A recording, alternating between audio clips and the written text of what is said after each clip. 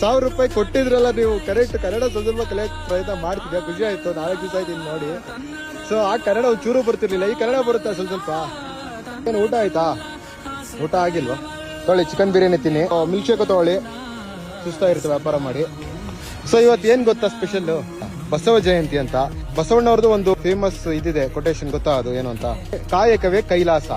ಏನ್ ಹೇಳು? ಕಾಯಕವೇ ಕೈಲಾಸ. 200 ರೂಪಾಯಿ ತಗೋ, ತಗೊಳ ಕುಡಿ. ಒಂದು ನಿಮ್ ಫ್ರೆಂಡ್ ಎಲ್ಲಿ? ತಗೋ milkshake. Okay, bye guys, bye ಬಾಯ್.